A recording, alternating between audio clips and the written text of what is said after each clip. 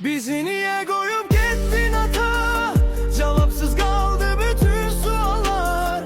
Sensize yat boştu inan bana. Gülüşlerim indi yalanda. Bizi niye koyup gittin ata? Cevapsız kaldı bütün suallar. Sensize yat boştu inan bana.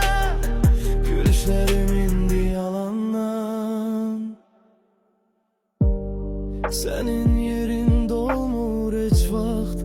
Ne kadar keçse de bu zaman, bir kelime sözün üçün belə vererdim her şeyi, inan. Geceler seni düşünürem, sanki yanımdasan her an kimi. Bizi niye koyup gittin ata? Cevapsız kaldı bütün suallar.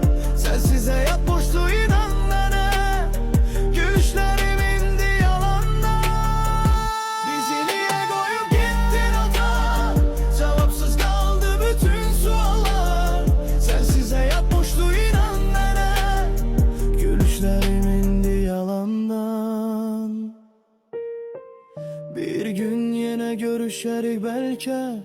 Ümidim tükenmir hele de. Sen yüreğimde, sen her zaman unutmaram seni asla. Bizi niye koyup gittin ata? Bu dert kalar benimle daim. Sensize yat boştu ata. Sen idin benim dünyamın sahibi. Bizi niye koyup gittin ata?